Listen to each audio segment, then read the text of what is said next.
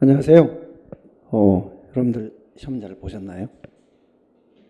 항상 시험 보고 나면 실수한 거 후회되고, 근데 이제 금년도 첫 번째 시험 하나가 끝났을 뿐이니까요. 너무 그렇게 자기 실수에 대해서 막 집착하거나 후회하거나 그러다 보면 그 자신 스스로가 자신감을 갉아먹는 그런 상황이 되거든요. 그냥 그렇게 생각하지 마시고, 누구나 시험 보고 나면 실수는 다 합니다.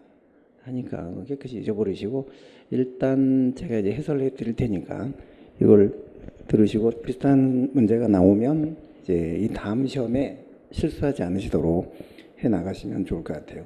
일단 그 문제를 저희 카스파 홈피나 공단기에서 좀 자료를 다운받아서 요 문제를 좀 준비를 해 주시면 좋을 것 같고요.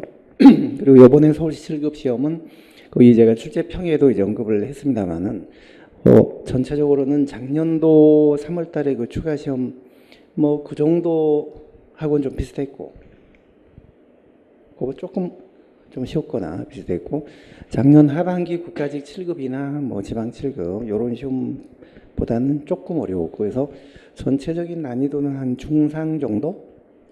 중상 그 정도였던 것 같아요. 근데 이제 항상 시험을 보고 나면 최근 행정시험에서 여러분들도 그걸 느끼시고 저도 많이 이제 느끼는 건데, 이제 단편적인 암기나 기출 위주로 한 사람들하고 커리를 쭉 밟으면서 전반적으로 행정학의 그 맥을 흐름을 충분히 이해를 하고 이제 감을 잡으신 그런 분들하고는 점수 차이가 많이 벌어지는 것 같아요. 지금 이번 출제 같은 경우도 보면 기출 문제가 딱 8문제밖에 안 나요. 변형된 것까지 합쳐서. 기출이. 그다음에 신경향 문제가 한 12문제 정도 나온 거거든요. 그러니까 기출 문제만 달달하거나 암기 위주로 하신 분들은 이제 이런 거는 맞췄겠지만 여기서 이제 점수 차이가 많이 나겠죠. 특히 1번 여러분들 캡슐 커피. 네, 이 문제를 많이 틀렸더라고요.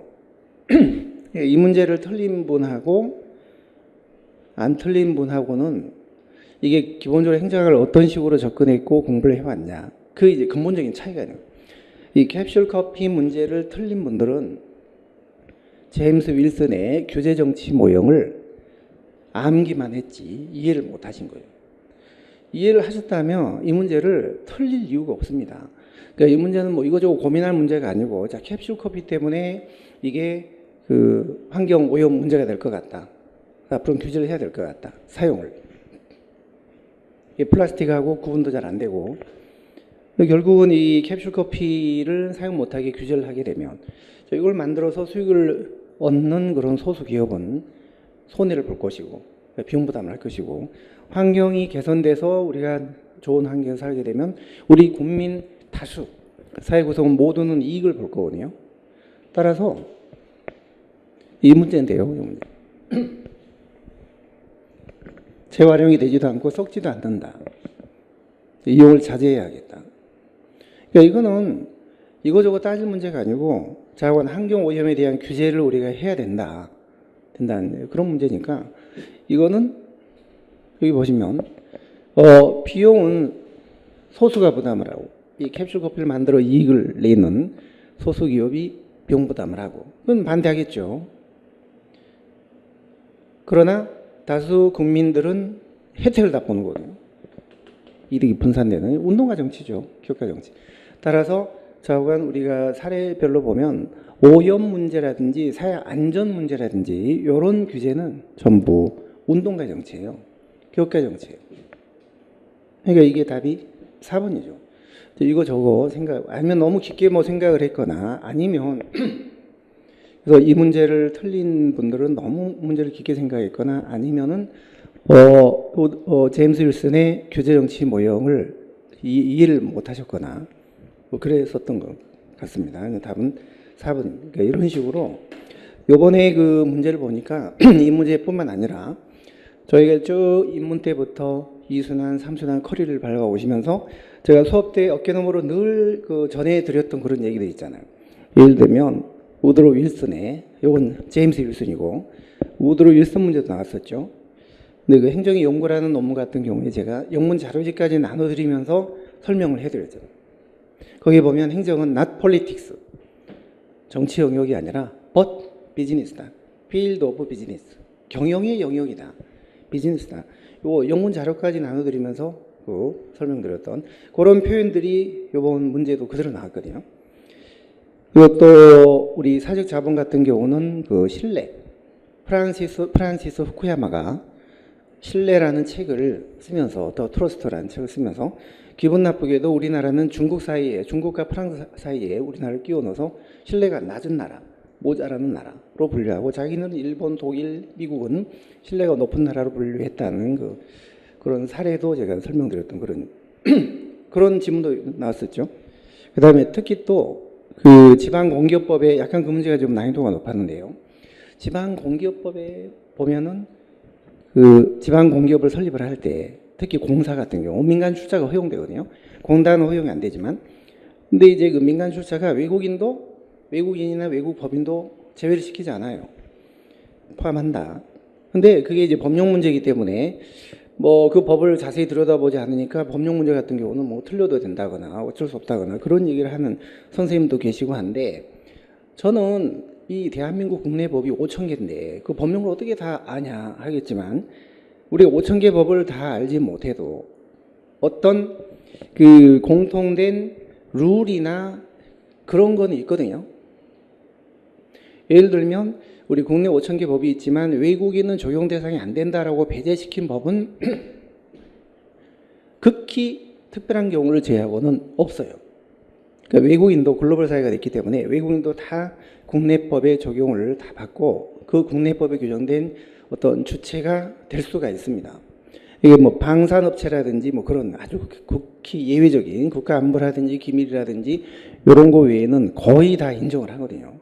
그래서 주로 외국인은 또 포함된다, 인정이 된다. 그 부분에 문제가 나오면 일단 인정이 된다고 봐라. 그런 것도 수업 때 제가 여러 번 얘기를 해드렸던 거예요. 그러니까 이번 지방공기업법 문제도 그런 논리로 우리가 적용을 해보면 뭐 특별히 외국인을 배제시킬 이유는 없을 것 같다, 이렇게 생각하시면 거기 외국인을 제외한다, 이 부분이 틀린 거예요. 이 밖에도 요번에 나오진 않았지만, 예를 들면 뭐 우리 합의제 기관에서 위원들의 임기나 그 연임 같은 경우 대부분 한 번 정도는 다 허용한다. 연임 한 번. 그것도 안 나왔지만 우리가 뭐 수많은 위원회, 국내 우리 중앙정부에 400개 위원회가 있는데요. 그거 참 일일이 연임 규정 뭐 다 찾아보고 이렇게 할 수 없잖아요. 그러니까 일일이 할 수는 없지만 그러나 큰 어떤 원칙 같은 거는 알고 계셔야 한다는, 저는 그런 거 늘 얘기해 드리죠. 또 합의제 기관에서 가부 동수일 때 찬반이 같으면 유럽 일부 나라들은 그거를 이제 위원장이 캐스팅 보트를 행사해서 뭐 결정하는 그런 경우도 있지만, 우리나라는 국회든 지방의회든 대부분의 합의제 기관에서 캐스팅 보트는 가부동수일 때 의장이 결정권을 행사하는, 그거는 인정을 안 한다. 부결된 걸로 본다. 대체로 그렇다. 이것도 말씀드렸잖아요. 그러니까 이런 것들, 법령 문제를 법령에서 디테일한 게 나왔다고 뭐 그걸 어떻게 푸냐, 포기할 게 아니고 큰 원칙, 그 법령에 문제가 나왔을 때 큰 원칙은 우리가 몇 개 있는데요. 그런 것들은 수업 때 제가 뭐 틈틈이 좀 말씀드렸기 때문에 그런 것만 좀 몸에 배워서 기억을 하고 계셨다면은 편하게 그런 문제들도 풀 수가 다 있었을 거예요. 그래서 저희 서울시 실급 문제를 보니까 뭐 한 90점, 95점 정도는 어떤 큰 맥이나 흐름 중심으로 이해를 하신 분들은 다 그렇게 점수를 받았고, 70점, 65점 이 상태인 분들은 너무 이제 암기나 기출 위주로 했고 전혀 큰 흐름을 이해를 못하고 이제 그 응용 능력이 없는 분들, 본인이 그렇게 생각하시고 이제 일단 서울 시험은 끝났습니다만, 만약에 내가 응용 능력이 없다, 기초가 좀 탄탄하지 못한 것 같다, 이런 분들은 지금이라도 국가직, 구급, 뭐 지방직 시험, 뭐 국가 7급 다 시험 많이 남았기 때문에 지금이라도 어떤 심화이론, 자꾸 압축된 거 뭐 이렇게 단편적 이렇게 하지 마시고 심화이론, 이순환 됐던 그걸 한번 쭉 들으시거나, 저희는 이제 기출문제 지금 하고 있는 3순환, 요것도 기출문제 정답만 달랑달랑 하는 게 아니라 이론도 설명하고 이런 게 나왔으니까 앞으로는 이런 것도 나올 수 있다라는 그런 언저리 부분, 좀 추가적인 거 이런 것도 설명을 많이 드리니까 기출이나 기본 이론 심화나, 내가 이론이 좀 부족한 분들은 이제 이론 심화를, 기출이 좀 부족한 것 같다 이런 분들은 기출을 해서 좀 더 탄탄히 해서 앞으로 시험에 준비를 좀 더 새롭게 하시는 게 좋을 것 같아요. 일단 1번 문제부터 한번 이제 보겠습니다. 1번 아까 캡슐 문제 설명드렸고, 답이 4번이고요. 자, 2번은 사회적 자본에 관한 문제인데요. 옳은 걸 모두 고르면 퍼터남. 퍼터남은 이탈리아 남북부에서 똑같은 제도가 시행이 돼도 북부 쪽은 성과가 나오는데 남부는 왜 나오지 않는 그 이유가 바로 사회적 자본 격차 때문이다. 그래서 그런 걸 토대로 사회적 자본 하나의 네트워크이고 신뢰고 협력이다. 이런 주장했던 사람이죠. 그런데 니은은요. 사회적 자본은 서로 믿으니까 사회적 자본이 기본적으로 신뢰와 협력이니까 불신으로 인한 비용을 감소시켜 줍니다. 거래 비용이라는 게 그런 거거든요. 그래서 능률을 높여주는 긍정적 효과가 있다. 이것도 맞는 말이죠. 그다음에 디귿은 어때요? 기본적으로 신뢰와 협력을 근간으로 하기 때문에 당연히 이건 맞는 말이겠죠. 리을 세계은행, IBRD 등등 이런 나라 국제기구들이요. 이 개발도상국 자금 지원을 할 때 사회적 자본 개념을 활용을 해요. 사회적 자본이 아주 형성이 안 돼 있거나 낮은 나라는 이제 좀 나쁜 거버넌스, 지배 구조가 잘못돼 있다. 이런 걸 개선해라. 이제 그런 조건으로 자금 지원을 하기 때문에 이런 개념을 활용을 하고 실제 그 국제기구가 각 나라별로 사회적 자본의 순위도 발표를 하잖아요. 순위도. 최근에 어느 한 그 기구가 발표한 보고 순위를 보니까요. 1위가 스위스, 사회적 자본이 가장 잘 되는 나라가 높은 나라가 2위가 덴마크, 3위가 스웨덴, 4위 독일, 5위 미국 순이었고 우리나라는 그러니까 기분 나쁘지만 아까 프란시스 후쿠야마가 우리나라는 사회적 자본이 정말 덜 된 나라다. 요 미음이네요. 이렇게 비판한 게 틀린 말은 아니에요. 우리는 85위입니다. 85위. 또 맞는지. 5번 어때요? 5번. 미음. 후쿠야마는 한국 사회 만연한 불신은 사회적 자본이 우리는 아주 낮은 나라로 지금 저신뢰 사회로 분류를 했는데 그게 바로 갈등과 대립과 그런 원천의 그런 원인이 되고 있다. 이렇게 비판을 한 거죠. 이것도 맞는 말이에요. 아까 말씀드린 여기 다 맞는 말이에요. 답이 4번입니다. 자, 그 다음에 항상 우리 행정학의 창시자 우드로 윌슨 행정의 연구 저희가 수업 때 영문 자료까지 나눠드리면서 요거 설명드렸잖아요. 자, The field of administration 행정의 영역은 not field of politics 정치 영역이 아니라 but business 경영의 영역이다. 요거 두 문장 두 줄 밑줄까지 그어놓고 수업 때 제가 그냥 할 일 없이 제가 그런 거 자료를 나눠드리고 이렇게 한 게 아니라 뭔가 머리에 각인을 시키고 하기 때문에 우드로 윌슨의 행정의 연구라는 거는 정말 중요한 행정학의 그 효시이기 때문에요. 제가 늘 나눠드리고 이렇게 머리에 각인을 시켜드리는 거예요. 근데 그것도 문제가 나왔습니다.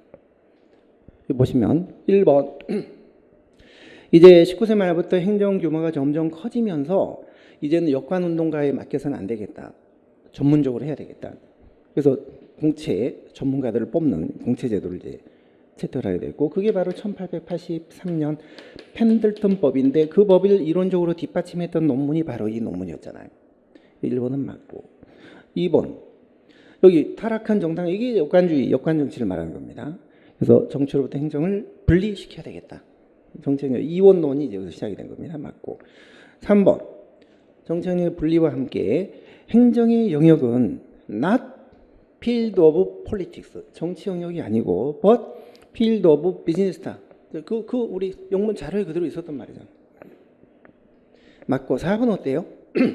이게 틀렸네요. 자, 윌슨 같은 고전기 이원론자들은 기본적으로 이런 그 등식을 갖고 있잖아요. 국가 의사를 결정하는 거는 가치고 이거는 정치가 하는 영역이다. 그럼 그 반대는요. 집행하는 거는 요게 이제 사실의 문제고 요게 바로 행정이다. 따라서 행정과 정치는 이렇게 개념이 영역 자체가 분리돼야 되는 이게 바로 이원론이잖아요. 이원.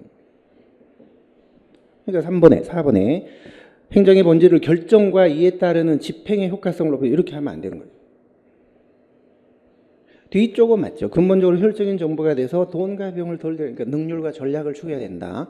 요 말은 맞는데 행정을 기본적으로 요 아래쪽 요걸로 요게 아니라 요렇게 보면서 요런 거에 어떤 능률을 높이려는 그런 거가 행정의 본질이다. 경영처럼 해야 된다.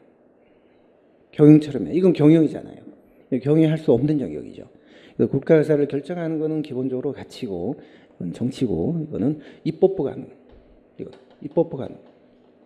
이거는 경영이나 기업이나 정부가 하는 건데, 행정을 이런 식으로 보는 거는 정치행정 2원론. 요까지 포함시켜서 보면 정치행정 1원론. 이것도 행정의 큰 흐름이나 이런 걸 이해를 하신 분들은 크게 어려움이 없었습니다. 답이 4번이고요.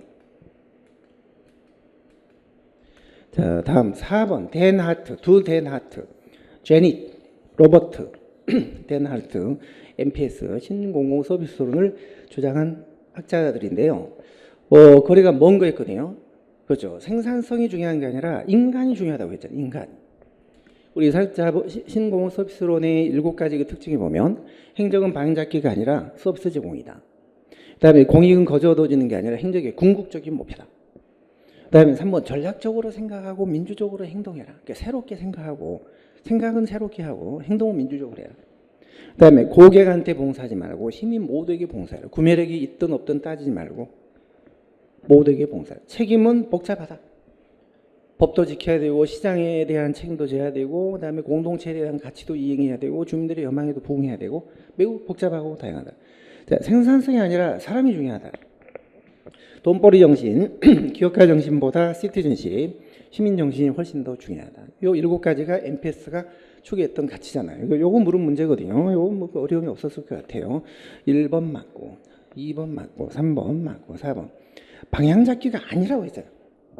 그러니까 NPM하고 거버넌스는 방향잡기에 치중을 하고, 다만 이제 노를 젓는 거는 NPM은 민간에게 넘기고, 거버넌스는 함께 하는 거지만, 요 지금 MPS는요, 방향잡기와 노젓기 자체를 기술적으로 구분 자체를 하기가 어렵다는 거예요.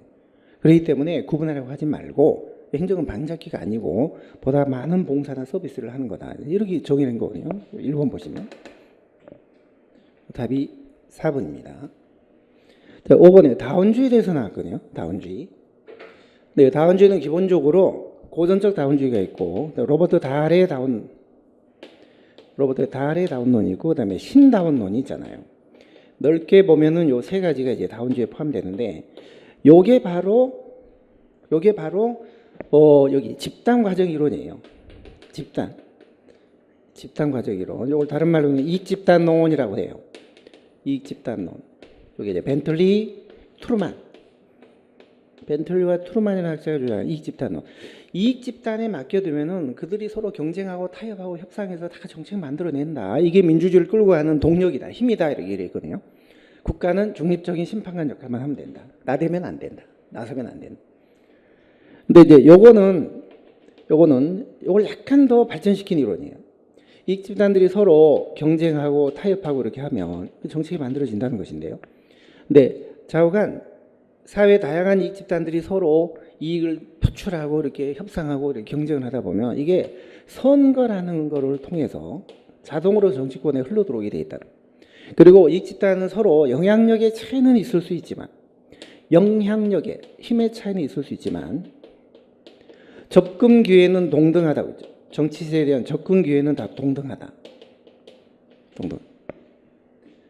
그리고 영향력의 차이는 있지만 접근 기회가 동등하고 서로 영향력이 없는 집단은 서로 이렇게 뭉치고 영향력이 큰 집단은 안 뭉쳐도 되니까 이렇게 해서 전체적으로 힘의 균형을 이루어낸.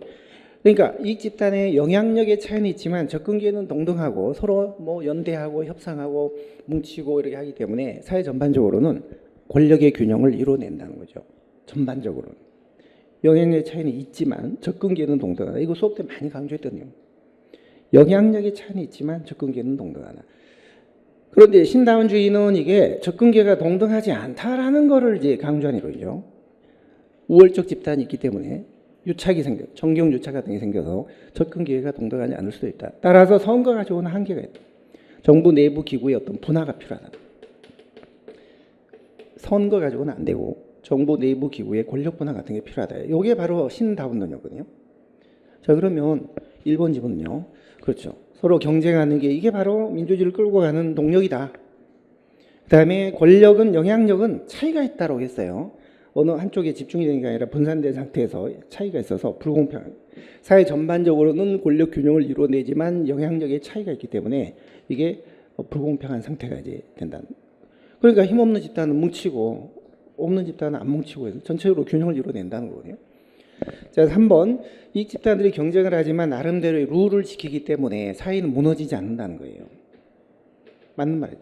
요거 동등한 접근기를 가지고 이 말은 맞는데 이 집단 간의 영향의 차이가 있음을 인정하지 않는다. 이 말이 틀렸습니다. 이 아랫부분. 요건 맞는데 이게 틀렸어요.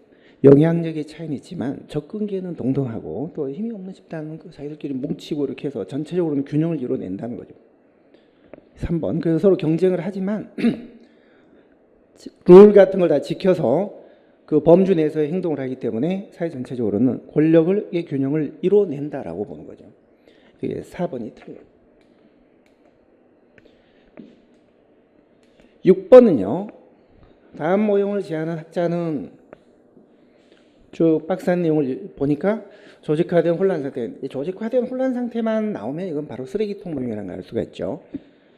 그 다음에 여기 또 보시면 문제성 있는 선호, 불명확한 인과기술, 그 다음에 일시적 참여, 유동적 참여, 시간이 부족하기 때문에 한시적으로 부분적으로만 참여한다는 이 세 가지 전제 조건 하에서 조직화된 혼란 상태에서 의사결정이 이루어지는 이걸 설명하는 모형이 쓰레기통 모형인데 이건 지금 학자 이름을 물었네요. 코엔, 마치, 올슨 이 세 사람이 쓰레기통 모형을 얘기해요.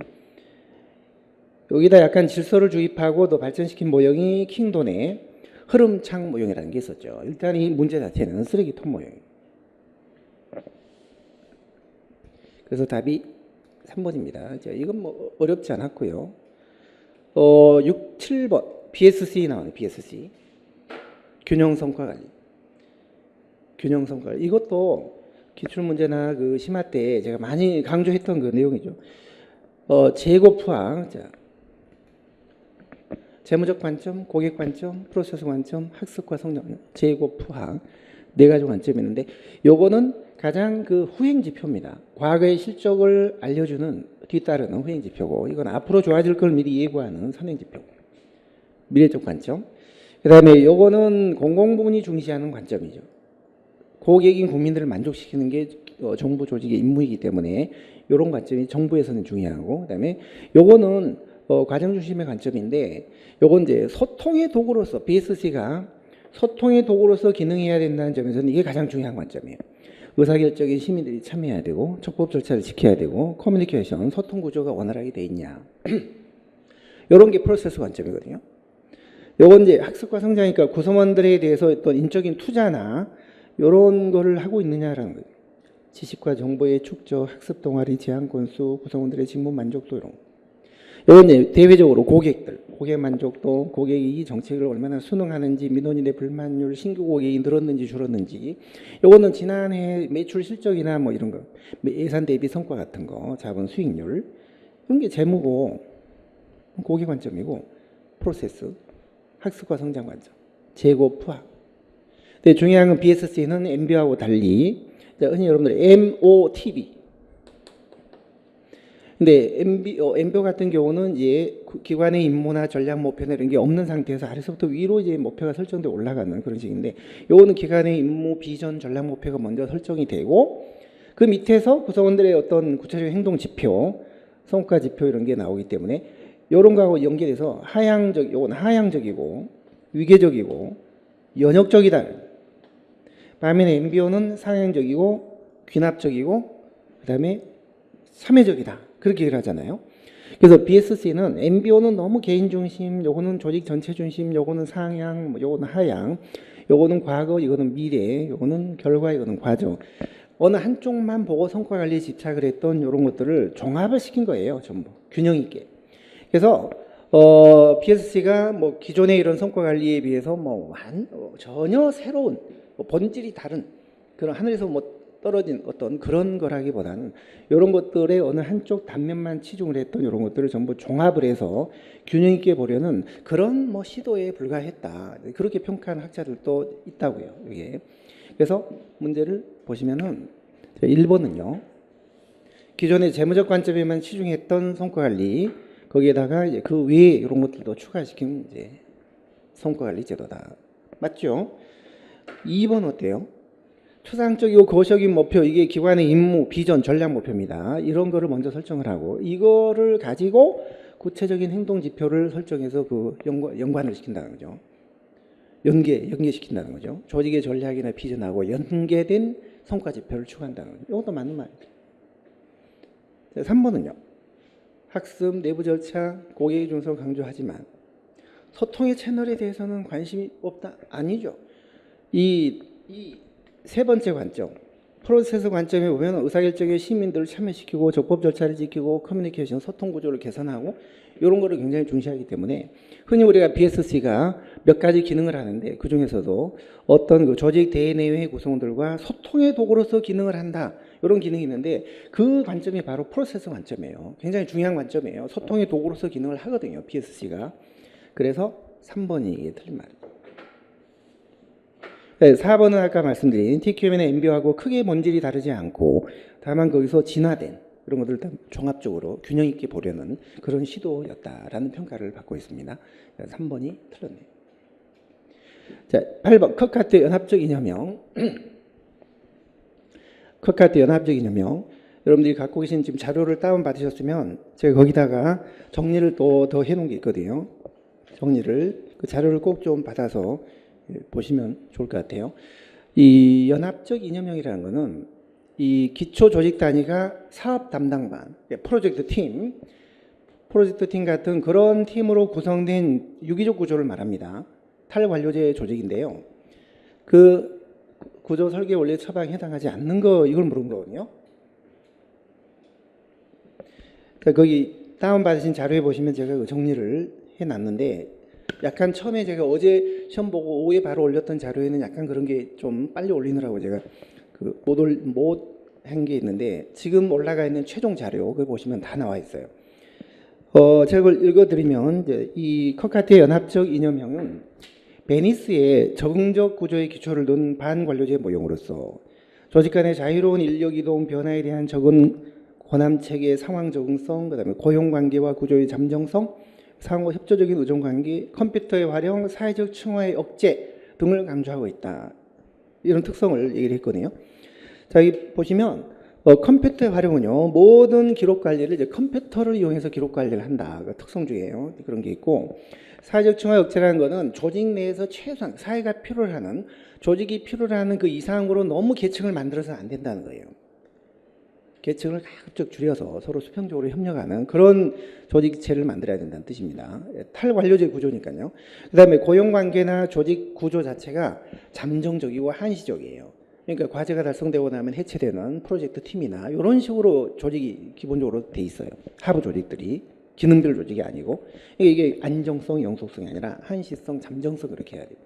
네, 고난체제의 상황 적응성 이 말은 어떤 획일적인 개서제 구조만 이런 획일적인 개서제 구조에만 의존하지 않고 다양한 조직 형태를 써야 된다. 그때 상황에 맞게. 그리고 리더도 상황에 따라 달라지고 항상 고정된 한 사람의 리더가 딱 정해지는 게 아니라 거기 고난체계 상황 적응성 자료에 보시면요. 뭐라고 되냐면 항구적인 개서제는 없으며 리더도 상황에 따라 달라진다. A가 리더가 될 때도 있고 그런 다른 사람이 또 리더가 될 수도 있고 그 조직이 원하는 과제나 임무의 성격에 따라서 그거에 대해서 전문성이 있는 사람이 리더가 될 수 있는 거예요. 고정된 리더가 없는 거예요. 그러니까 리더도 조직 구조도 역할 분담 체계나 고용 관계 이런 게 항상 고정이 되는 게 아니라는 거죠. 임시적인 조직. 그게 바로 연합적 이념입니다. 자, 그래서 이 문제는 답이 3번입니다. 답은 어렵지 않았죠. 유기적 구조라는 거면 아셨다면. 자, 동기론 뭐 지문은 장문의 지문으로 이렇게 나왔습니다만 내용은 사실은 그렇게 어려운 내용이 아닌데 매슬로 욕구 단계설 생한 사존자 하위 욕구인 생리적 욕구다 생한 사존자 충족되더라도 필수적인 그건 욕구이기 때문에 계속 그건 동기 유발 효과가 있다 그런 얘기인데 아니죠. 생한 사존자 하위 욕구가 충족되면 다음 단계로 이게 약해지고 다음 단계로 올라간다. 이게 만족 진행 모형이니까 이건 틀린 거죠. 2번 허즈버그 불만 요인과 만족 요인은 별개니까 불만이 요인이 해소됐다 해서 만족이 오는 게 아니고 또 만족하지 않는다고 하여 그게 또 불만도 아니고 서로 별개라는 거죠. 별개. 근데 여기는 불만 요인이 해소가 되지 않으면은 불만 요인만 해소가 되면 충족되면 강한 동기 요인이 된다 이렇게 되기 때문에 이게 틀렸는 거죠. 3번 엘더포 ERG 생한 사존자를 묶었잖아요. 생리적인 욕구, 안전 욕구, 사회적인 욕구, 존경 욕구, 그다음에 자아실현 욕구 이거를 둘씩 이렇게 묶어서 요거는 existence 사람이 존재하기 위한 욕구다. 요거는 related는 있어 relationship 관계를 위한 욕구다. 요거는 growth 성취 자신의 어떤 성장을 위한 성취를 위한 욕구다. 이걸 둘 하나 이렇게 묶어서 이 매슬로의 5단계 욕구는 이게 하나씩이 각각 별개로 이게 충족돼 나간다고 이렇게 얘기를 했는데 이게 동시에 하나의 행동에 동시에 욕구가 복합돼 있거나 그래서 명확하게 구분될 수가 없다. 별개로도 충족되지만 복합돼서 하나의 행동을 유발할 수도 있다. 그래서 이걸 복합 연결 욕구 모형이라고 하잖아요. 그리고 올라가다가 좌절하면 거꾸로 이렇게 내려올 수도 있다. 좌절 퇴행 현상을 가미했다는 거. 이게 바로 엘더퍼의 ERG론의 특성이에요. 그러니까 3번이 이게 맞는 거죠. 3번이. 욕구 충족은 따로따로 이게 개별적으로 분절해서 나타날 수 있지만 두 가지 이상의 욕구가 묶여져서 하나의 행동을 유발할 수도 있다. 4번 맥클랜드 성취동기론. 맥클랜드. 미성숙 상태에서 성숙 상태로 나아가는 성격 변화. 인간은 미숙한 상태로 태어나서 성숙된 상태로 성장한다. 근데 조직은 늘 그걸 역행하는 미숙인으로 취급하는 그런 환경을 조성하기 때문에 개인과 조직 간에는 갈등이 끊임없이 악순환된다. 이게 누구 이론이요? 아지리스의 미성숙 성숙 이론. 아지리스의 미성숙 성숙 이론. 4번도 틀린 겁니다. 그래서 이게 그게 크게 어려운 문제가 아니었어요. 3번이 답이고요. 10번 민츠버그 단기전사임. 요 문제 틀린 분이 또 계세요. 요 문제. 그런데 약간 기본기가 좀 서운하게 생각하지 마십시오. 이 문제 틀렸다고. 제가 볼 때는 이제 시험 보시고 나서 이제 시험을 잘 본 분도 계시고 좀 서운하게 못 본 분도 있는데 그런 분들이 저한테 물어봐요. 이번 서울시 시험 망했다. 서울망 문자 보내면서 저는 이제 어떻게 해야 됩니까? 앞으로 어떻게 공부를 해야 됩니까? 자신감을 많이 잃었습니다. 이런 문자를 많이 하시는데 그러면 제가 어떻게 뭘 망했는데 그 틀린 문제를 한번 얘기를 해봐라 하면 그래 제가 그걸 알거든요. 어떤 문제를 어떻게 틀렸는지를 알아야 제가 이 학생이 어디가 부족한지 어떻게 해야 될 건지 앞으로 이게 진단이 될 수 있기 때문에 얘기를 해봐라 했더니 아까 그 캡슐 커피 그런 거 틀리고 이런 거 틀렸다는 거예요. 그리고 뒤에 나오는 또 4차 산업 그런 거 틀렸다. 그런데 이런 문제는요, 기본적인 요 세 개는 완전히 우리가 늘 들었던 얘기고, 요거는 이 첫 줄, 요 얘기는 좀 많이 못 들어봤을 수도 있어요. 그런데 기본적으로 유기적구죠. 단기전사임에서요. 단기전사임이라는 이런 임시특별조직이 에도크라시인데 에도크라시는 정말 복잡하고 동태적인 상황에 적합한 그런 유기적 구조이기 때문에 이런 구조의 특성만 생각한다면 이런 조직은 뭐 일상적인 과업을 수행하거나 반복되는 그런 일을 하거나 그런 조직이 아닐 것이고 또 그런 반복적이지 않은 그런 일을 하기 때문에 늘 새로운 문제가 발생할 수 있고 하니까 지원 스텝 참모가 그때그때 이걸 조정을 해주는 거거든요. 전문가가. 그런 조직이거든요. 그러니까 그것만 생각한다면 이건 전혀 어려운 문제가 아니에요. 자, 우선 여기서부터 보시면 핵심 운영 부분. 그러니까 우리 민츠버그의 그 단기 전사임. 요거는 핵심 조직 어떤 핵심 부분이 요거는 전략 부분이죠. 최고위 측에서 모든 것을 지시 감독하는. 요거는 SOP를 만들어주는 기술 구조. 매뉴얼을 만들어주고 이걸 적용하는 이걸 감시하는 센터 기술 구조. 요게 핵심 구성 부분. 요거는 말단 운영 부분. 핵심 운영 부분. 제조의 제품이나 서비스를 생산하는 기본적인 일들이 발생하는 말단 부분. 요거는 중간 관리자. 사업부제. 여기는 좀 사업부제 높죠. 임시특별 요게 바로 에도크라시인데요. 에도크라시. 이거는 지원 참모. 이 지원 참모들이 끌고 나가는 지원 스텝 이런 조직인데요. 여기 가장 유기적인 구조죠. 그러니까 4번의 핵심 운영 부분은 이 전략 전문 관료제 요거니까 기본적인 일들이 발생하는 곳이다. 맞고 요런 부분이 조직을 끌고 나가는 게 바로 전문관료제예요. 네, 3번 전략 부문은 조직의 맨 꼭대기, 최고 위층, 단순 구조. 그다음에 2번은요. 요 5가지로 핵심 운영 부문, 전략 부문, 중간 라인, 기술 구조, 그다음에 지원 스텝 이 5가지 요소 중에서 어떤 게 조직을 끌고 나가느냐에 따라 조직을 5가지로 나눈 거죠. 단기 전사임 이렇게 개방 체제 관점에서 조직이 이런 식으로 성장해 나간다는 경로를 제시한 거거든요. 그래서 민츠버기의 조직 유형론은 개방 체제적 관점에서 조직의 성장 경로를 5가지로 설계한 모형이에요. 이게 단기 전사임이에요. 자, 그러니까 이것도 문제가 없고 일본이 문제가 있는 거죠. 기본적인 과업의 흐름 내에서 발생하는 일상적인 그런 것들에 대해서 참모가 옆에서 지원해 준다고요. 아니, 이런 유기적 구조 자체는 동태적이고 매우 복잡한 그런 조직 상황에서 늘 새롭고 비정형적인 그런 과제를 수행하기 때문에 반복되는 일상적인 기본적인 과업의 흐름 내에서 발생하는 그런 문제가 아니고 요게 설사 여러분들이 2, 3, 4는 전혀 문제가 없다는 거 아실 거예요. 일본이 어디가 문제일까? 제가 늘 얘기했던 형용사. 모르겠으면 한번 형용사를 찾아봐라. 반대말. 자, 이거 혹시 왜 아닐까? 기본적인 과업의 흐름 밖에서 발생하는 요거 아닐까? 이렇게 생각해 보셨어요.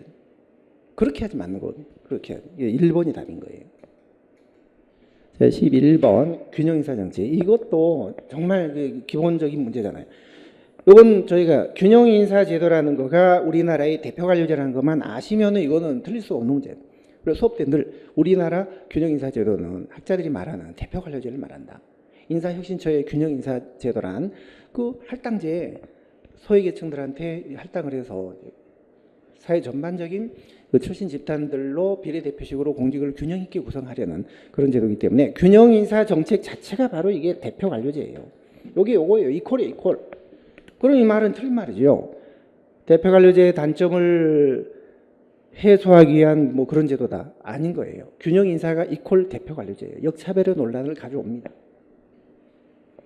자, 2번 대응성, 3번 역관정치, 민주성. 그 다음에 자, 보통 역관제는 실적주의에 비교하면 능력 중심 인사가 아니기 때문에 능률이 떨어질 수 있어요. 그러나 이 말은 앞에 이 말이 붙어 있잖아요. 선출직 공무원들이 지도자들이 공무원들을 장악해서 통솔을 해나가기 때문에 원활하게 행정을 끌고 나갈 수 있는 그런 점에서는 이게 능률적일 수 있는 거예요. 그래서 역관제가 능력 중심 인사가 아니기 때문에 실적제에 비하면 능률이 떨어지지만 이런 논리, 선출직 지도자가 공무원들을 장악해서 행정부하고 정치권 사이의 원만한 관계를 유지함으로써 정책을 능률적으로 끌고 나갈 수 있다. 이 말은 맞는 말이죠.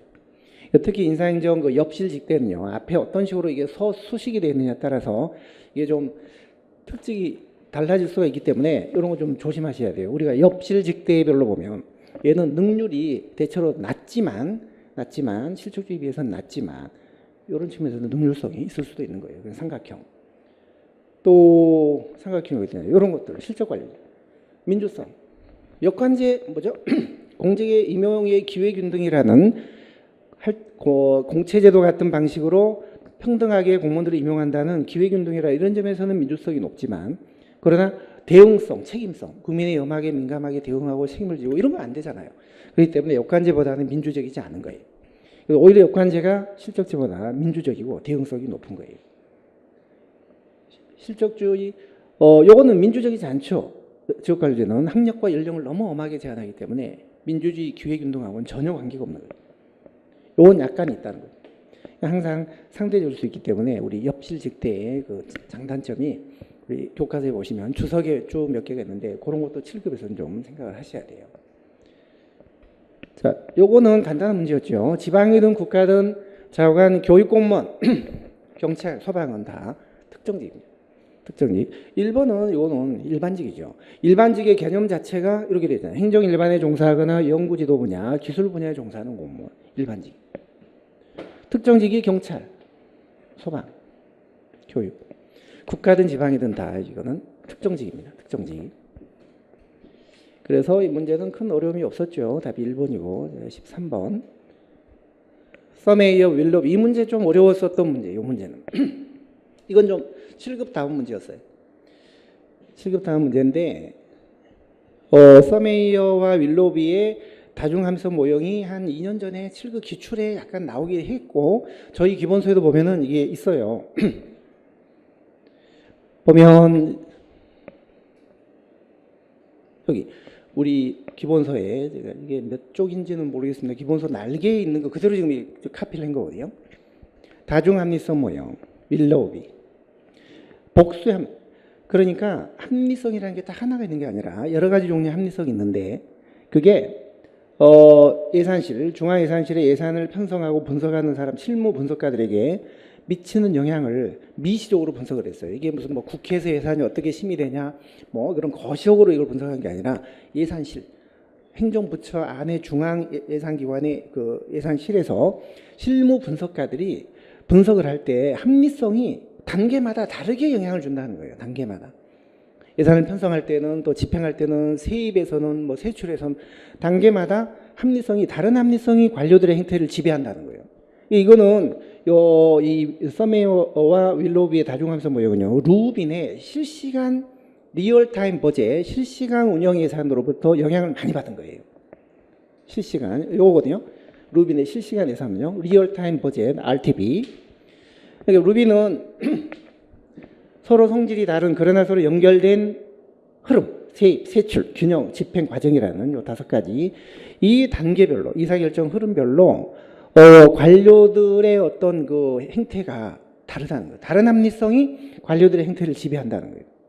세입 흐름, 세출 흐름, 균형 흐름, 그다음에 집행 단계, 그다음에 예산 과정, 어떻게 예산을 결정하는가, 누가 예산을 결정하는가. 자, 그래서 앞에 문제를 보시면은 따라서 예산이 편성되는 분석되는 실무 과정을 분석한 거기 때문에 결과가 아니라 과정이에요. 이게 틀린 거예요.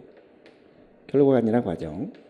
그 다음에 2번 중앙예산실 안에서 실무 분석가들이 어떻게 분석을 하는가, 각 단계별로 예산 분석을 할 때 어떤 합리성이 영향을 미치는가, 이걸 미시적으로 분석을 한 거니까 이게 맞는 말이에요. 그것이 하면 틀린데 미시가 맞습니다. 그러니까 이런 문제 혹시 틀리지 않았을까 뭐 이렇게 생각해 볼 수도 있는 거지만 3번 각 단계별로 예산활동과 행태를 구분해야 된다. 세입, 세출 단계별로 그 관료들한테 영향을 미치는 합리성이 다른 합리성에 영향을 주기 때문에 구분해야 된다는 거. 틀리고요. 4번 킹돈의 이 서메이어의 다중함수 모형은 킹돈의 정책결정 모형, 이게 흐름창 모형이죠. 흐름창 모형. 그리고 아까 말씀드린 루빈의 실시간 예산 운영 그 모형을 결합시킨 거예요. 루빈의 이게 아니라 루빈의 실시간 예산 모형의 영향을 많이 받았어요. 이건 전혀 관계 없는 건데 여기다가 이걸 집어넣은 거예요. 이것도 틀렸고 그다음에 2번만 맞는 겁니다. 2번. 그래서 앞으로 7급 시험 때는 루빈의 실시간 예산 운영 모형하고 서메이어와 일로비의 다중합리성 모형, 그다음에 정책 결정 모형에서도 뭐 정책 킹돈의 흐름창 모형, 그다음에 다중 흐름 모형 이런 것들 전부 좀 챙겨 놓으셔야 돼요. 새로운 그 약간 모형들 9급에서 나오지 않는 그런 것들 좀 챙겨 보셔야 됩니다. 그거는 기출 때도 좀 다루고 저희가 7급은 동형 때도 조금 더 다루기 때문에 그런 데서 도움을 받으시면 될 것 같아요. 자, 14번 국가재정법 예산의 전용 옳은 거. 이것도 아주 좀 디테일한 그런 건데요.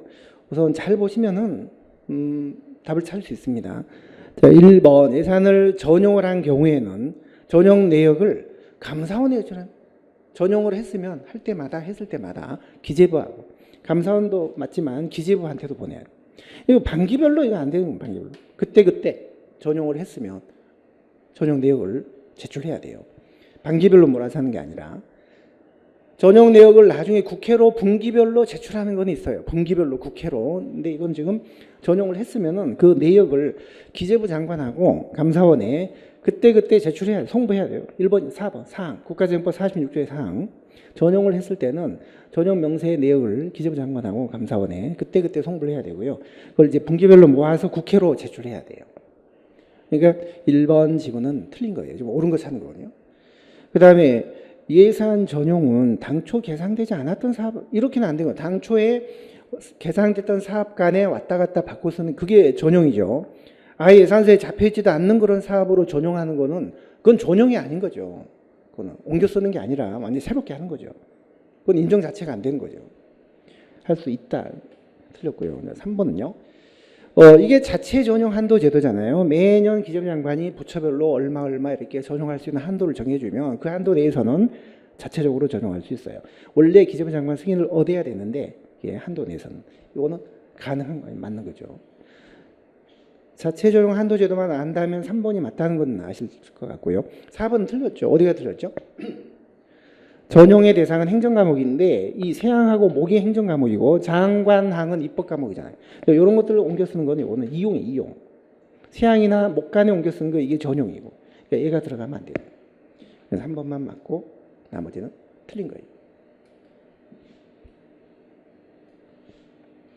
자, 15번 효과성 이걸 또 의외로 틀린 분들이 많더라고요. 우리가 회계검사는 집행, 합법성 감사가 있고 능률성 감사가 있고 이거는 투입을 감사하는 거죠. 투입을. 이거는 과정을 적은 투입을 들여서 많은 산출을 냈는 과정을 감사하는 거죠. 이건 이제 결과를 감사하는 게 효과성 감사가 있거든요. 따라서 최근에 성과 중심 행정이 강조되면서 효과성 감사가 많이 강조되고 있는데 효과성 감사를 하려면 성과 중심의 모니터링을 해야 돼요. 집행을 이런 건 집행이에요. 집행. 과정이나 투입이나 이런 거를 모니터링. 이거는 성과 모니터링 하면 되는 거거든요. 따라서 성과 모니터링 체크리스트 항목만 생각하시면 돼요. 지금 부처 간에 잘 협조를 하고 있냐? 이거는 성과하고는 관계가 없는 거죠. 이거는 과정이에요. 과정. 협조나 이런 거 잘 되고 있냐? 자, 이거는 사업의 대상 집단. 지금 그 영향을 받을, 그 사업으로 영향을 받을, 혜택을 받을 대상 집단이 누군지 정의가 되어 있냐.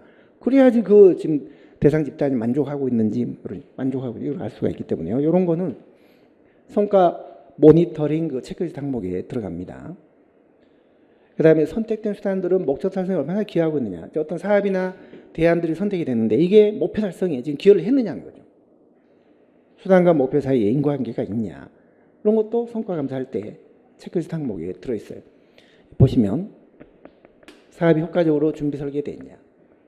수단이 적절하냐. 이 목표 달성에 수단이 적절한 수단이냐. 이런 것들. 그 다음에 시민들의 기대에 충족되는 그런 서비스 수준이 지금 나오고 있느냐.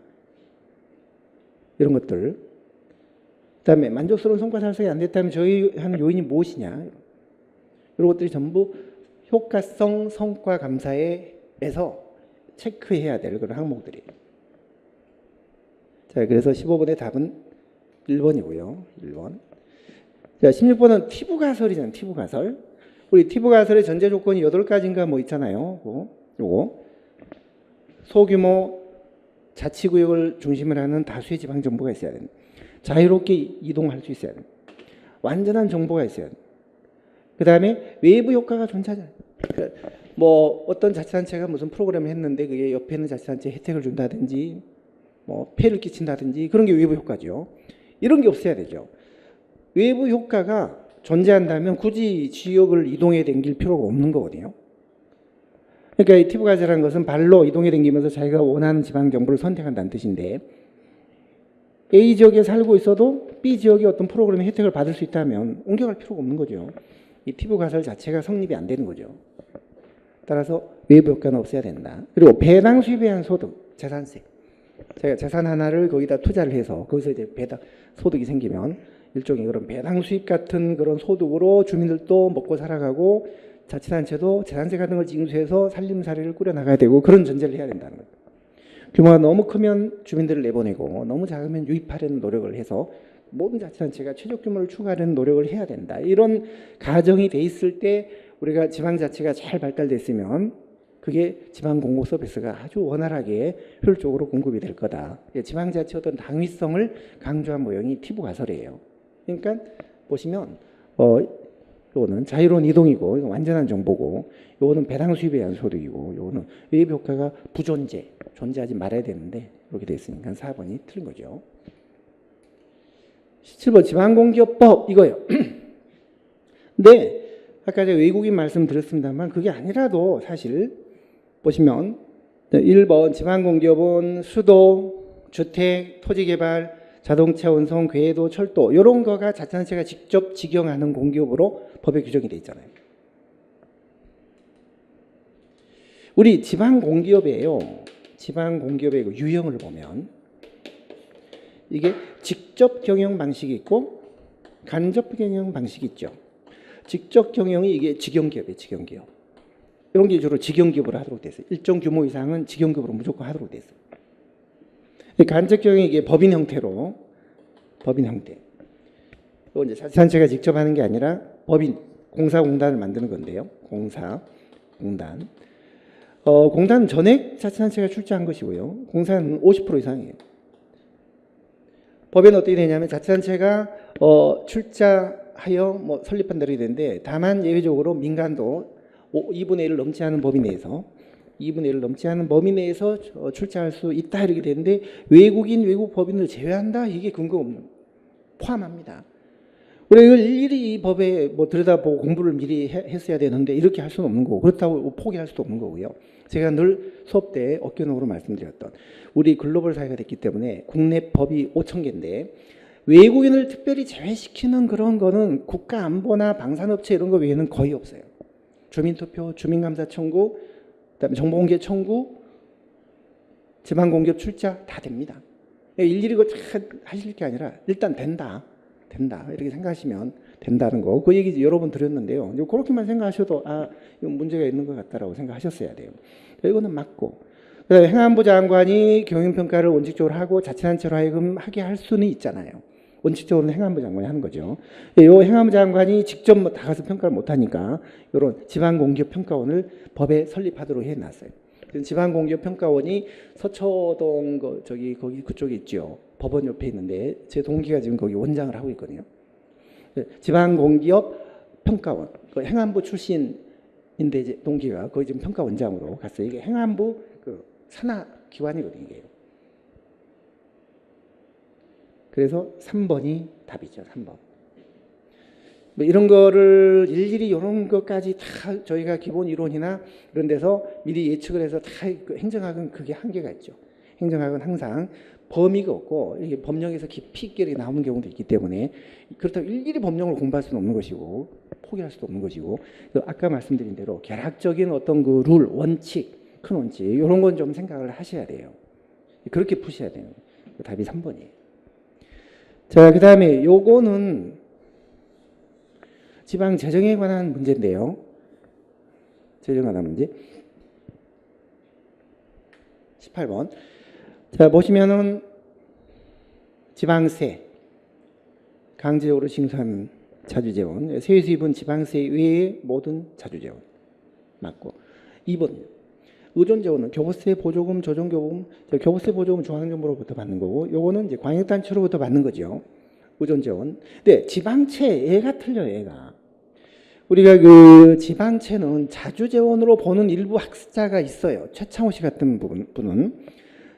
지방채라는 게 국가가 갚아주는 것도 아니고 뭐 어디 하는 것도 아니니까 자기가 과세권을 담보로 발행하고 나중에 자기가 또 상환해야 되니까 이거는 자주재원이다라는 설이 일부 있지만, 그러나 지방채를 이거를 자주재원에 포함을 시키게 되면 지방채를 많이 발행한 자치단체가 재정 자립도가 높은 걸로 나타나는 그런 모순이 생기기 때문에, 요즘은 제가 자주재원도 아니고 의존재원도 아니고 제3의 독립된 재원으로 본다 얘기 많이 들었잖아요.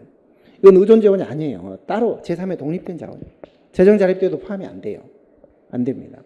근데 여기 지금 의존재원 안에 얘를 포함시켰기 때문에 자주재원에는 포함된다는 설이 일부 있지만 의존재원에는 들어갈 수 없는 거죠. 얘가 들어가면 안 돼요. 얘는 틀렸고. 3번 어때요? 자주재원에 비해서 우리는 의존재원이 많습니다. 보조금이나 교부세 비중이 상당히 많은 편이에요. 지방세나 세액 수입의 비중이 그렇게 높지를 못해요. 국가는 주로 세금이 거의 90%지만 지방은 32%밖에 안 돼요. 지방세가. 그렇기 때문에 할 수 없이 보조금 받고 교부세 받고 해서 재정 의존도가 상당히 높은 편이에요. 이것도 맞는 말이에요. 4번은 무슨 말이에요? 자주재원이 차지하는 비율이 자립도인데 그 산식을 보면 분모분자에 모두 자주재원이 존재함으로 인해서 자립도를 결정하는 데 중요한 요인은 오히려 의존재원이 된다. 이게 무슨 말이에요? 굉장히 이것도 앞으로는 꼭 좀 생각하셔야 되는. 예를 들어 재정 자립도라고 하면, 재정 자립도라고 하는 거는 총재원분해. 그러니까 총재원이라는 게 뭐예요? 자주재원, 의존재원, 뭐 지방채까지 뭐 합친다. 여기 자주재원이 차지하는 비율이잖아요. 그렇기 때문에 이 개념이기 때문에 우리가 논리적으로만 보면 자립도를 높이려면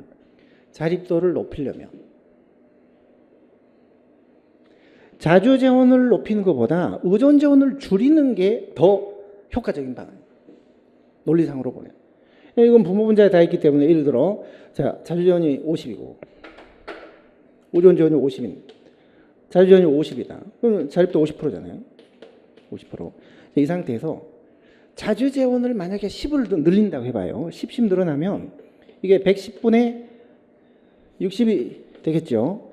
110분의 60이면 이게 얼마 될까요? 54%? 50? 자원이 10이 늘어나면 54%. 이거 4%가 늘어나는 자립도가. 자주재원이 10이 늘어나면. 그런데 의존재원이 10이 줄면 의존재원이 10이 줄면 더 늘어나요. 얘가 10이 줄면 90분의 50이에요. 분자는 그대로고 분모가 의존재원이 10이 줄면 90분 50, 90분 50은 계산해 보시면 한 56.5인가 그래요. 따라서 이 말은 분모 분자에 모두 포함된 자주재원을 자꾸 늘리려고 하는 것보다 차라리 보조공 교부세 줄이는 의존재원을 줄이는 게 논리적으로 볼 때는 재정 자립도를 오히려 실질적으로 향상시키는 효과적인 방안이 된다는 거죠. 그 뜻입니다. 4번은요. 맞고 2번이 틀린 거예요. 지방채는 자주재원으로 보는 일부 설이 있지만 의존재원으로 보는 입장은 없는 거예요. 독립된 제3의 재원으로 보는 게 가장 일반적입니다. 자, 19번 4차 산업혁명 이거요. 이거 저 이 문제 보고 정말 전율을 또 느꼈어요. 어제가 서울시 시험이었고 그저께 금요일 날 저희가 그 압축 강의가 있었거든요. 선생님 압축 강의. 지금 압축 강의가 진행되고 있는데 많은 학생들이 듣고 있죠. 합격생들이 영순위로 추천하는 압축 강의. 거기서 제가 모의고사 문제로 이 4차 산업혁명 문제를 냈어요. 냈는데 99%가 같게 이 문제가 나와요. 이게 어떤 교과서에도 없는 거잖아요. 행정학은 범위가 없는 과목이에요. 4차 산업혁명 슈밥이라는 사람이 스위스 다보스 포럼에서 2006년인가요? 2016년에 처음 이 말을 썼는데 4차 산업혁명 시대다.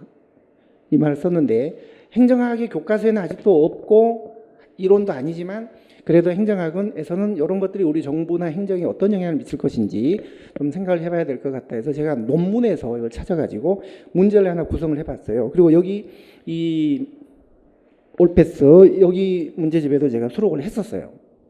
그 문제를 시험 전날 금요일 날 이거 풀고 좀 알고 가는 게 좋을 것 같다라고 했는데 문제가 그대로 나 거의 그대로 4차 산업혁명 이 문제였어요. 이 문제 4차 산업혁명과 정부 모형 옳지 않는 것은 이 문제가요. 요 서울시 7급을 대비해서 만든 올패스 저희가 올해는 지금 올패스가 5개로 나뉘어서 문제가 DNA가 좀 다르기 때문에 다르게 나오기 때문에 이걸 나눠서 되려고 하는 거거든요. 올패스 1이 요거였어요. 서울시 지방 7급. 올패스 2가 지금 이미 나와 있죠. 요거. 국가직 9급. 여기 국가 9급 4월달에 볼 그거 대비해서 이제 나온 것이고요. 그 다음에 세 번째 올패스 3가 서울 지방 9급 6월달에 시험 보니까요. 요게 나올 거고 올해부터는 서울시도 이제는 인사혁신처에 의뢰를 해서 수탁을 해서 지방 9급처럼 똑같이 같이 출제를 하기 때문에 같은 날 하기 때문에 서울시만의 고유한 그 풀에서 뭐 이상한 문제 그런 거 이제는 좀 덜 나올 거예요. 그냥 지방직이나 국가직 스타일처럼 나온다고 생각하시면 돼요. 이번에 서울시 7급은 그게 아니죠. 이게 추가 채용이라 서울시가 독자적으로 따로 출제를 한 거거든요. 자, 그 다음에 네 번째 사탄이 요게 이제 군무원 시험이에요. 군무원도 DNA가 완전히 다르거든요. 문제 자체가. 그 다음에 다섯 번째가 이게 국가 7급. 여러분들 8월달 시험 보시면 그거에 대비해서 한 4월 말쯤에나 이게 나올 것 같아요. 그래서 요 시험들은요. 약간 DNA가 달라요. 같은 풀이 아니고 스타일이 좀 문제가 달라요. 그래서 제가 이걸 구분하지 않고 한꺼번에 작년까지 이렇게 했더니 아무래도 적중이 좀 그렇고 혼란스럽고 아닌 것 같아서 제가 따로 지금 나눠서 했는데 이번에 서울시 7급에 1탄으로 대입해서 낸 게 13회의 이 문제가 요 문제가 여기에 이제 수록이 됐었던 문제인데 이 문제가 이제 출제가 됐어요. 4차 산업혁명은 여기 보시면 4차 산업혁명은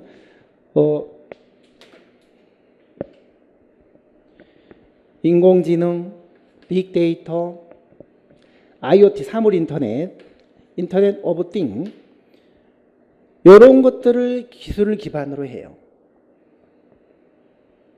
4차 산업혁명은 3차 산업혁명의 어떤 연장선상에 있는 거지만 근본 본질은 달라요. 어떤 속도라든지 그 다음에 어떤 이건 일종의 아주 대규모 문화혁명이에요. 우리 삶의 근본적인 변화를 가져다 준 문화혁명입니다. 3차 산업혁명은 그런 정도는 아니거든요. 단순히 3차 산업혁명은 전자정보 초창기 때예요. 4차 산업혁명이 3차 산업혁명하고 가장 차이점은 뭐냐면요. 차이점은 이런 거예요. 초연결성, 초지능성, 초예측성, 모든 사람과 사람, 사물과 사물, 사람과 사물이 이 세상의 모든 것들이 전부 연결이 돼서 융합이 돼요. 연결하는 건 일종의 융합이고 융합.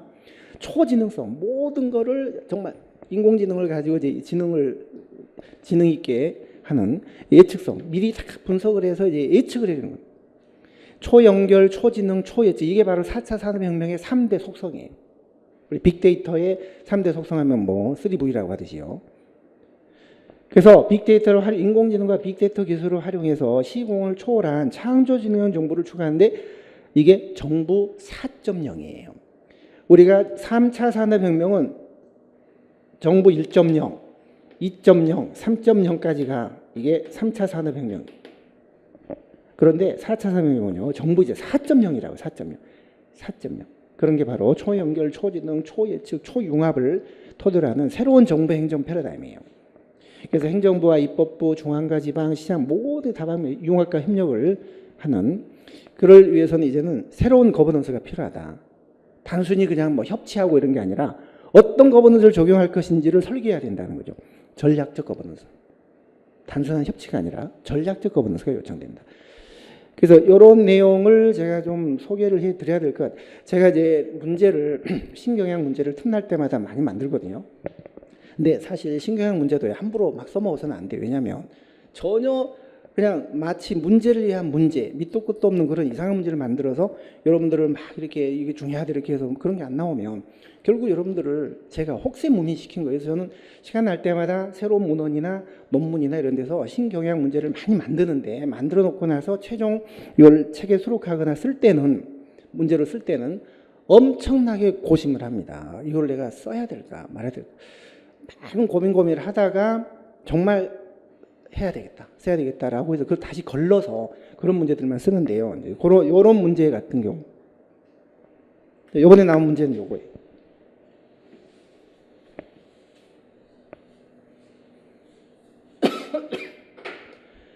초연결성, 초지능성, 3차 산업혁명의 연장선상이며 근본적인 특성을 공유하고 있다. 이건 틀리죠. 사이버 물리 시스템 혁명이다. 사이버, 피지컬. 그러니까 사이버와 피지컬 이런 게 전부 다 이제 융합된 혁명이라는 거예요. 문화혁명이다. 그다음에 사물 인터넷, 인공지능, 빅데이터 등의 신기술을 이용해서 국가의 기존의 전략적 산업하고 전부 융합을 하는 거예요. 맞는 거죠. 이게 3차 산업혁명의 연장선상에 있다. 그것을 토대로 한다. 이 말은 맞아요. 그런데 근본적으로 속도나 그다음에 범위나 이런 면에서 근본적으로 3차 산업혁명하고는 차이가 있습니다. 차이가. 이걸 조금 제가 더 우리 여러분들 자료 갖고 계신 거 한번 보시면은 기술 발전의 속도, 범위, 그다음에 시스템적 충격, 문화혁명이라는 점에서 3차 산업혁명과는 근본적인 특성을 달리한다. 그러나 3차 산업혁명을 기반으로 등장한 것이기 때문에 그 연장선상에 있다고 볼 수는 있어요. 그래서 앞부분은 맞는 말인데 이 뒷부분이 틀린 거예요. 답이 2번이 됩니다. 2번. 저희 그 올패스 문제 합격자들이 얘기하는 거 쭉 들어보면은 그러니까 공부하시는 여러분들은 잘 모르세요. 어떤 선생님이 내시든 동영 모의고사가 다 그게 그거겠지라고 생각하시고 하시는데 사실은 꼭 그렇지 않습니다. 그 다른 교재 문제집을 선생님들이 낸 문제집을 제가 보긴 보는데요. 보면 거의 다 기출 문제예요. 아니면 기출을 변형했거나. 근데 저희는 내가 좀 말씀드리지만 기출은 30%, 변형된 거 30%, 40은 신경향. 근데 그 신경향이 이제 새롭게 적중되는 경우가 많고 그 신경향 문제도 그냥 전혀 문제를 위한 문제, 뭐 얼토당토하는 그런 문제가 아니라 정말 고심에 고심을 해서 여러분들한테 그러니까 그런 게 출제가 보면 행정학의 범주가 보통 이 범주다 하면 여태까지는 안 나왔지만 나올 수 있는 이 언저리에 있는 것들 이런 것들을 가지고 이제 이런 게 아니라 엉뚱한 이런 게 아니라 정말 지금 기존의 행정학 교과서는 수록이 안 돼 있지만 새로 나온 문헌이나 이런 데서 자꾸 언급을 하거나 이런 것들은 나올 수도 있겠다. 그런 것들을 이제 신경향 문제로 이제 구성을 하는 건데요. 그래서 여러분들이 강의를 들으시면서 좀 풀어보시면 더 효과 있겠지만 강의를 못 들으시더라도 한번 꼭 문제라도 풀어보실 필요는 있어요. 요게 서울시 지방 7급에 대비해서도 어떤 학생은 이게 13회에 이 문제가 있었는데 12회 시간이 없어가지고 12회까지밖에 못 풀어봤다고 하더라고요. 그것도 다 자기 운이고 자기 복이죠. 뭐 어쩔 수 없죠. 한번 꼭 풀어보시는 게 좋을 것 같아요. 자, 20번 문제를 볼게요. 마지막. 이거는 간단한 문제였어요. 행정의 큰 흐름만 아시면 아주 간단한. 자, 큰 정부. 행정국가 케인지안 맞고. 시장 지배에 대한 대응으로 나타난 큰 정부는 행정국가는 규제를 완화한다 이러면 안 되죠. 규제 강화, 복지 강화 이런 큰 정부죠. 복지 틀렸고요. 요 하나 때문에 한자. 강화. 자, 그다음에 경제대 공항으로 뉴딜이 나왔고 거기다가 2차 대전이 가세하면서 행정국가가 이제 나타나게 된 거예요. From New Deal to Great Society까지가 행정국가. 어떤 학자는 그런 얘기 하더라고요. 뉴딜이 경제 대공황을 극복해 준 게 아니었다. 뉴딜이 아니었고 오히려 2차 대전 생기면서 정말 완전 고용이 구현됐다는 거예요. 전쟁이 나면서 할 일이 많아지고 군수물자 필요해지고 하니까 실업자가 줄고 생산이 늘고 경기가 회복이 됐다. 뉴딜 때문에 는 게 아니라 그래서 행정국가는 뉴딜 플러스 2차 대전이 가장 결정적인 계기였어요. 자, 그다음에 요거는요. 작은 정부 하이에크. 그렇죠. 하이에크는 신자유주의 시조잖아요. 하이에크, 프리드만 이런 사람들을 케인즈 주장을 반박하면서 정부와 개입하면 시장의 효율성을 저해할 수 있다. 작은 정부 맞죠. 그러니까 2번만 틀리고 나머지는 다 맞는 말입니다. 이 문제는 그렇게 크게 어려운 문제가 아니었고요. 자, 그럼 아까도 말씀드렸지만 여러분들 이제 시험 하나가 끝났을 뿐이니까요. 여러분들이 잘 판단을 해보세요. 지나간 거 너무 집착하지 마시고 내가 어떤 문제를 틀렸는지. 그리고 여러분들이 판단이 안 서시면 저한테 물어보세요. 제 전화번호가 010-6482-3709니까 115 전화를 하셔가지고 내가 점수가 한 70밖에 안 나왔는데 어떤 문제 틀렸다. 이 얘기를 해주시면 그러면 제가 학생은 어느 부분이 좀 취약하다. 어떻게 해야 될 것 같다. 이렇게 해드릴 테니까 정 판단이 안 되시면 너무 뭐 고민만 하고 자신감 떨어뜨리고 이렇게 하지 마시고 저한테 물어보셔도 돼요. 그래서 여러분들 하루 이틀 좀 쉬시고 이제는 또 국가직 9급도 보셔야 되고 또 지방도 보셔야 되고 또 국가 7급, 지방 7급 아직도 시험이 4개가 남아있거든요. 그러니까 포기하지 마시고 취약한 부분을 위주로 좀 보완을 하셔서 앞으로 남은 시험은 좀 후회 없이 잘 보시도록 했으면 좋을 것 같습니다. 자, 그러면 해설 강의 이만 마칠게요. 수고했습니다.